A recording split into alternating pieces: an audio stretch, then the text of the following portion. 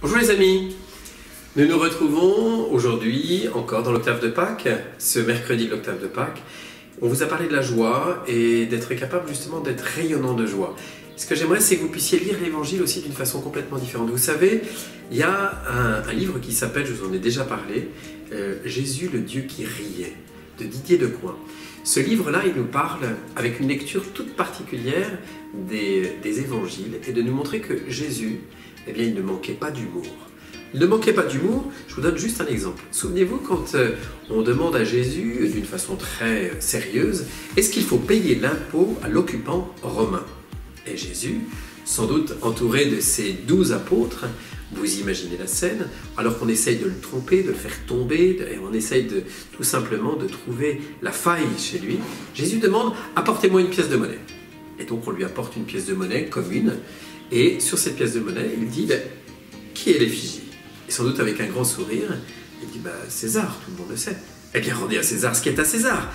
Vous imaginez, face à cette situation, les apôtres ont dû éclater de rire parce qu'ils étaient confondus. Ils avaient essayé de tromper Jésus et c'est eux qui se trouvent trompés.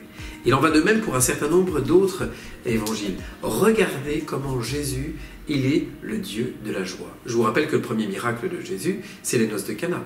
Et ce miracle, c'est simplement du vin et un très bon vin, simplement pour que le cœur de l'homme soit réjoui.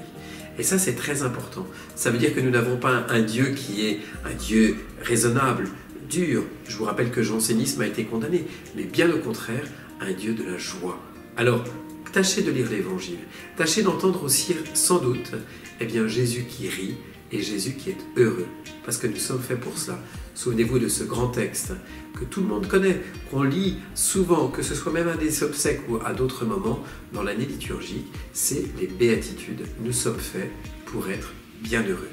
Et être bienheureux, ça passe aussi par un bon éclat de rire et une vraie joie vivante. Alors trouvons cette joie, on en a besoin. À demain! On continue notre petit parcours pour avoir des gueules de ressuscité.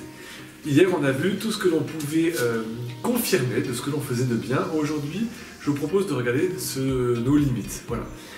Passer d'un regard de la mort vers un regard de vie. Alors nous sommes dans un monde effectivement de performance. Nous devons toujours aller bien, on doit réussir son confinement, on doit être une espèce de concours, de compétition en permanence. Et même parfois dans notre vie de foi, on essaye d'être des bons chrétiens. Si bons chrétiens il y avait d'ailleurs. Parce que je le vaux bien. Parce que je le vaux bien. Parce que je le vaux bien. Parce que je le vaux bien.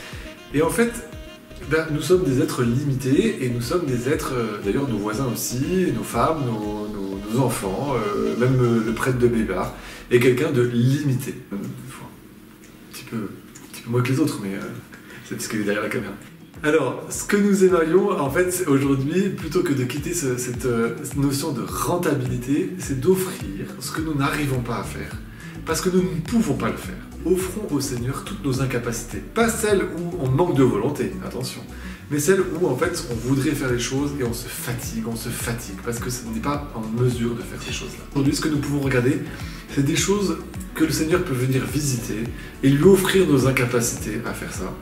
Et puis simplement lui dire, Seigneur, viens visiter, je ne peux pas faire ça. Je ne peux pas faire ça parce que je serais fatigué de le faire, parce que je ne suis pas dans la capacité de le faire. Et viens Seigneur visiter ça, je consens à ça, non pas vers la mort, mais vers la vie. Bonjour à tous, nous sommes dans l'octave pascal, donc chaque jour nous essayons de vous parler de la joie. Aujourd'hui, c'est vrai que les joies sont différentes en ce moment, parce que dans le confinement, on ne repère pas les mêmes choses, et puis on n'a pas les mêmes joies que d'habitude, mais peut-être qu'on peut repérer certaines joies. Et ce que je vous propose, c'est de tenir pendant tout ce mois de confinement qui reste, un petit carnet de gratitude. Un petit carnet où chaque jour, on peut mettre des merci pour le temps, pour une belle vue qu'on a, pour un coup de fil qu'on a reçu, pour un joli livre qu'on a lu, pour une annonce qu'on a eue, enfin voilà, de repérer dans nos journées 3 petites choses auxquelles on peut dire merci en fin de journée, et puis à la fin de ce confinement de se rendre compte qu'en fait beaucoup de belles choses se sont passées quand même, et beaucoup de merci ont pu être donnés. Voilà, donc un petit carnet de gratitude, on commence ensemble dès aujourd'hui. Florette, ouais. Tu sais que... T'as entendu le conseil de ton père pour cette semaine? Les conseils de quoi? D'avoir une gueule de ressuscité.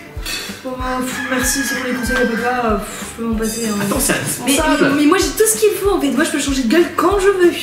C'est vrai? Ouais. Montre-moi.